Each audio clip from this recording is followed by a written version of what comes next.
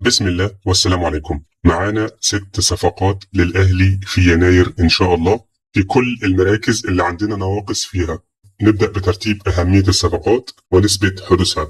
أول لاعب معانا إبراهيم دياباتي اللي انتشر اسمه في الفترة الأخيرة، لكن انتشار الخبر في مصر بالشكل المبالغ فيه خلانا نروح ندور على الخبر في المصدر الرسمي بتاعه مش في الإعلام المصري، لأننا مش متعودين إن صفقات الأهلي أو أي لاعب بيتكلم معاه ان يكون متاح على الملأ كده من قبلها بكتير وكل الناس تكون عارفة. متعودين كل مرة انها بتكون مفاجآت.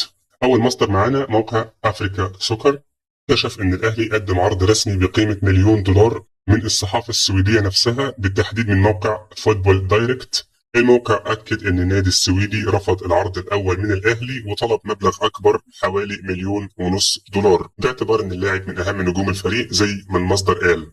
صحيفة إكسبريسن السويدية قالت إن نادي جايس ممكن يحقق بيع قياسي في صفقة دياباتي. وصفت اللاعب إنه عنده إمكانيات كبيرة تخليه هدف لأندية في أوروبا وأفريقيا أبرزهم الأهلي.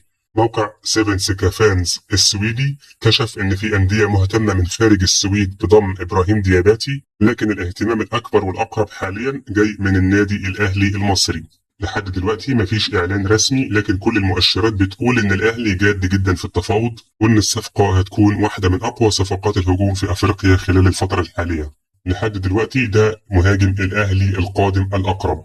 أرقام اللاعب مش خارقة للطبيعة، يعني من بداية 2025 مسجل 17 هدف من 58 تسديدة على المرمى، منهم 26 اون تارجت. دقة التسديدات 45%. معرفش بقى الدوري السويدي دوري قوي دوري ضعيف، المنافسة هناك عاملة ازاي، اللعب هناك شكله ايه، لكن الواحد برضه وحشته فكرة المهاجم الأفريقي الجتة العملاق، فما فيش مشاكل، مش هيكون أسوأ من اللي عندنا. وطول عمرهم المهاجمين الأفارقة ملهمش ملكة، انت وحظك. ممكن تجيب واحد اسمه مكسر الدنيا يجي عندك يبقى بطة بلدي، ممكن تجيب فلافيو مثلا يقعد سنة ما يسجلش وبعد كده يبقى من أهم المهاجمين في تاريخ الأهلي.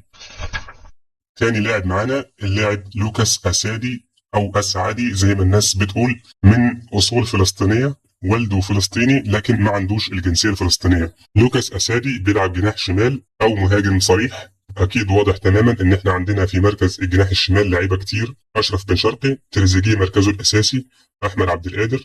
لكن اللي شاف لقاء ياسين منصور الأخير هو قال إن إحنا عايزين ندخل الفكر الاستثماري في النادي. اللاعب مش هيتأيد تحت السن زي ما ناس كتير بتقول. القيد تحت السن في مصر بيبدأ من مواليد 2005 واللاعب ده من مواليد 2004.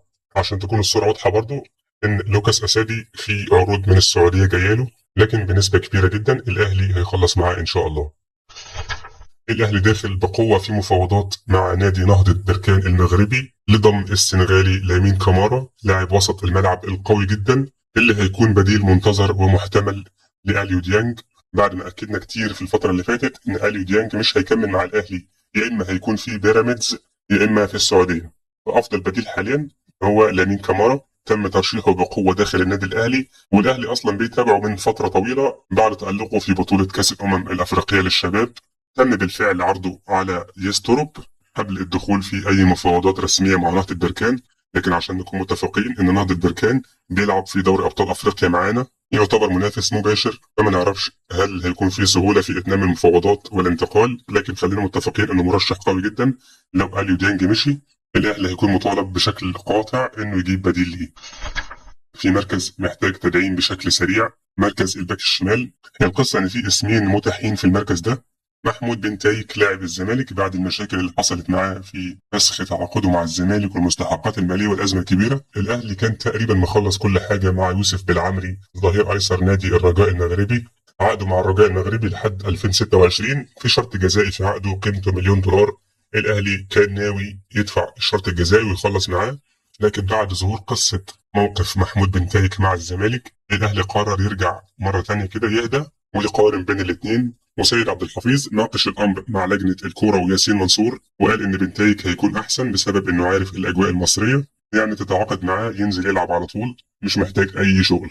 هي اصلا قصه انتقال محمود بن تايك للاهلي واضحه جدا بقالها سنه كامله انها هتحصل. اي عاقل كان شايف كده، حتى الزملكاويه نفسهم اللي كانوا بيحاولوا معاه. الاسم اللي بعد كده زياد أسامة، لاعب وادي دجلة، بيلعب في مركز الباك اليمين. اللاعب عنده 23 سنة، مهاري جدا، ممكن يلعب جناح وباك. الأهلي مخلص معاه وهيكون موجود إن شاء الله من أول يناير في الأهلي. معانا كمان حاجه احنا اتكلمنا عنها من الصيف اللي فات، بس كنا مستنيين ان اللاعب يتم العلاج بتاعه من الرباط الصليبي. محمد عبد المنعم في كلام كتير جدا داخل النادي الاهلي على عودته في يناير لحل المشاكل الدفاعيه. اول تعليق من يسترب من اول ما شاف المنظر دفاع الاهلي، شاف على طول ان الاهلي عنده كوارث في الناحيه الدفاعيه، فهيبتدي الاهلي يدعم في المكان ده. محمد عبد المنعم تعافى تماما من الاصابه بتاعته، والنادي بتاعه تقريبا مش هيمانع في رحيله، فبرضه ان شاء الله محمد عبد المنعم هيكون موجود معانا ويحل جزء كبير جدا من المشاكل الدفاعيه الموجوده عندنا. المعلومة القوية كمان إن الأهلي مش ناوي يقف عند صفقة إبراهيم دياباتي في الهجوم، لكن ناوي يعوض الحرمان ده كله بلاعب كمان ومهاجم قوي مش هيكلفنا برضه مكان أجنبي. اسم انتشر كتير حتى في الصيف اللي فات، أسد الحملاوي اللي كان متاح بمبلغ أقل من $1,000,000 دلوقتي سعره بقى 1,500,000 زي إبراهيم دياباتي. في ميزة مقابل السعر إنه هيتأيد لاعب محلي صغير في السن مهاجم ممتاز. تخيل يبقى عندك 2 مهاجمين، أسد الحملاوي وإبراهيم دياباتي، تبدل فيهم براحتك، تمشي بقى شريف او تقعده مش فارقه، المهم ما يلعبش. جراديشار لعيب محترم مؤدب جدا ملتزم جدا، لكن مش الستايل بتاعنا خالص. الموضوع بعيدا عن العاطفه، جراديشار ما ينفعش يكون مهاجم الاهلي. ممكن تلعبه في اي مركز في الملعب، تحت المهاجم، جناح، ممكن اي حاجه، الا انه يكون مهاجم صريح ويسجل اهداف. عايزين مهاجم يخلص من نص فرصه كالعاده. يعني في ماتشات في افريقيا احنا داخلين عليها الموسم ده، في ماتشات قويه جدا مع فرق شمال افريقيا موجوده معانا في دوري الابطال. عندنا مولودية الجزائر وشبيبة القبائل ونهضة بركان، على صن داونز، على ترجي، على جيش ملكي. فاللي احنا قلناهم دول انت محتاج واحد في ماتشات افريقيا اللي بره ملعبك يخطف لك واحده يسجلها، يكون جسمانيا قوي، يدخل في كوره يلعبها بدماغه، يشوط واحده بشماله، يعني يعمل الحاجات الاساسيه اللي تعملها اي مهاجم، اللي احنا نسينا بتتعمل ازاي.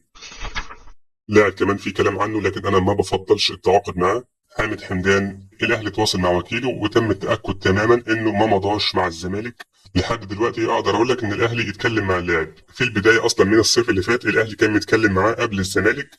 هو الزمالك لما شاف الاهلي بيتكلم مع حامد حمدان جري عشان يتعاقد معاه، وحصلت المشكله وكمل في ناديه لحد يناير زي ما اتفق مع النادي بتاعه. الزمالك عمل مع حامد حمدان زي ما عمل بالظبط مع عمرو ناصر واحمد ربيع اللي الاهلي كان بيخلص فيهم، واستغلوا علاقتهم في فاركو وخلصوهم. لو بصيت على الميزه الوحيده في حامد حمدان انه فلسطيني هيتعامل معامله مصري مش اجنبي، لكن انا شايف انه لا ينفع مصري ولا فلسطيني. لاعب اقل جدا من النادي الاهلي في البطولات اللي احنا داخلين عليها، ما ينفعش انزل بالمستوى جدا من اليو ديانج لحامد حمدان. تخيل نص الملعب بتاعي هيكون فيه مروان عطيه وحامد حمدان.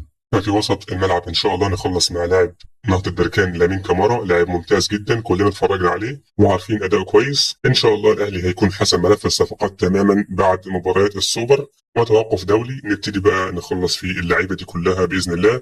معكم اول باول ان شاء الله في كل جديد يخص النادي الاهلي، واشوفكم على خير، والسلام عليكم ورحمه الله وبركاته.